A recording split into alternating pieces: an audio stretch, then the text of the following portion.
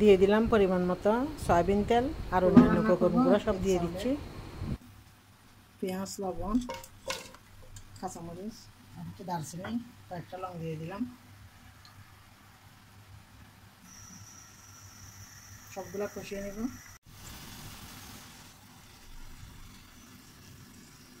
10-15 minute ভিজিয়ে রাখছিলাম ছোলার চাউল। এখানে হচ্ছে 1 কেজি চাউল ভালো করে ভেজে নিব। প্রচুর বৃষ্টি হচ্ছে,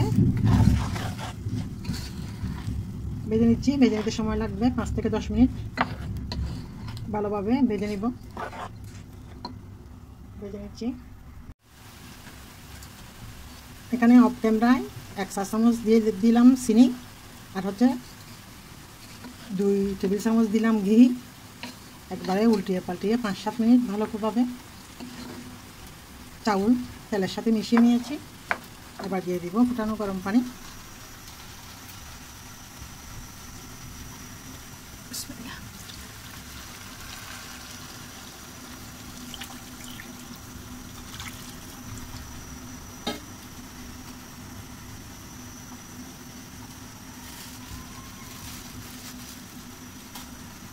আরও লাগবে ফুটানো গরম পানি।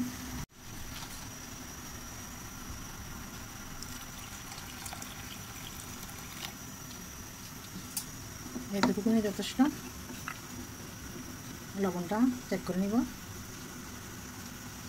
চাউল যেহেতু 15-20 মিনিট ভিজিয়ে রেখেছি, এর থেকে আর পানি বেশি দিতে হবে না। ঢেকে রান্না করে নিব, শুধু লবণটা চেক করে নিব। বিসমিল্লাহ, ভাত হয়ে গেল। যে পরিমাণ পানি দিছি সেই পরিমাণে একেবারে ঠিক আছে।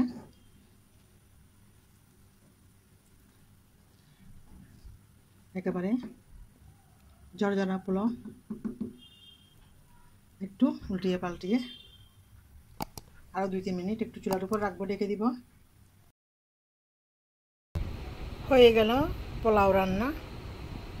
সবাইকে অসংখ্য ধন্যবাদ। আল্লাহ হাফেজ। আসসালামু আলাইকুম।